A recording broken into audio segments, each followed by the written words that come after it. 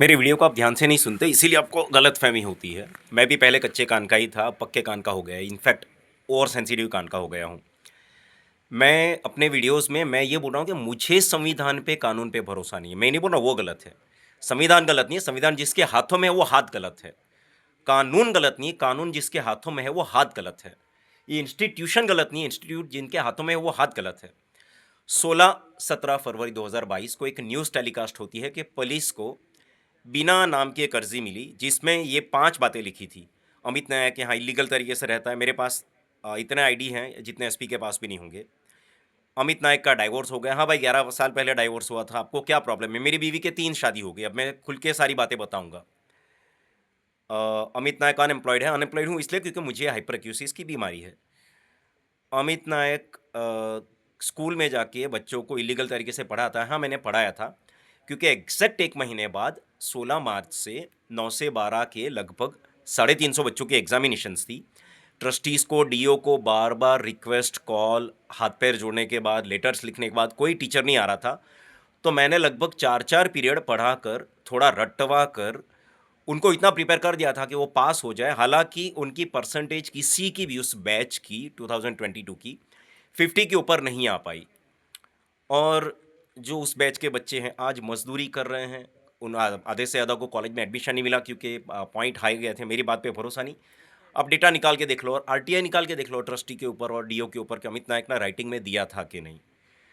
इसके ऊपर मैंने एक डिफेमेशन केस डाला था डिस्ट्रिक्ट कोर्ट में। तब की जज अच्छी थी, केस रजिस्टर की और बोला कि अंदाजन 20 से 25 लाख रुपए का मुआवजा आपको मिलेगा, आपको केस लड़ना होगा सबूत के साथ। इसके बाद जिन लड़कियों का मैं शारीरिक शोषण करता था ऐसा आरोप लगा, उन सारी लड़कियों ने लिखित में दिया कि अमित सर, अमित काका, कुछ लोग दादा भी बोलते हैं क्योंकि उनके फादर से भी ज़्यादा की उम्र का हूँ मैं, उन्होंने हमारे साथ ऐसा कुछ भी गलत नहीं किया। ऐसी 150 लड़कियों का बयान था, 28 कर्मचारी का बयान था, तो ये सारे के सारे झूठ बोल रहे हैं क्या? और मैं डरूँगा और डर जाएँगी, ऐसी तो ये बच्चियाँ हैं नहीं। मेरी खुद की ऐसे 12-13 हज़ार कॉलेज की स्टूडेंट्स हैं।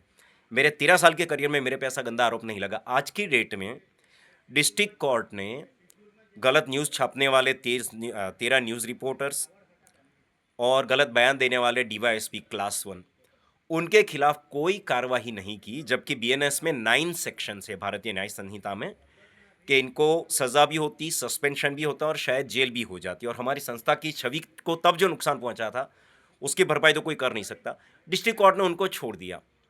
अब ये जो वीडियो आप देख रहे हैं नेट पर, इतनी डिफेमेशन एक प्रिंसिपल रह चुके आदमी की करेगा कोई और कोर्ट उसको छोड़ देगा? आप मुझे बताइए मैं कैसे भरोसा करूं?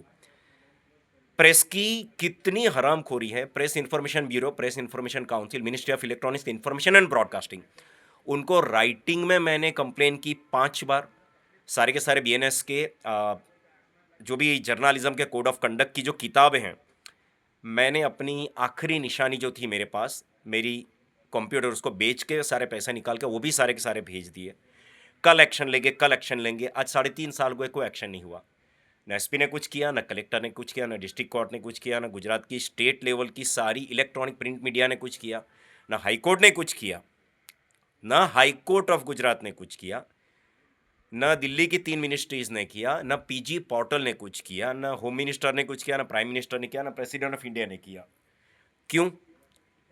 क्योंकि वो पुलिस वाले के पास इतना ज़्यादा ब्लैक मनी था कि इस मैटर को दबाने के लिए उसने जितना पैसा खर्च किया उतना मैंने अपने 13 साल के करियर में कभी नहीं कमाया। और आपको मेरी बात पे भरोसा ना हो तो यहाँ से 2022 में जो बच्चे, मैं तो बच्चे ही बोलता हूँ, जो बच्चे पास होके निकले उनसे बात करें, डीओ जो उस टाइम पे था उससे बात करें, पुलिस से बात करें।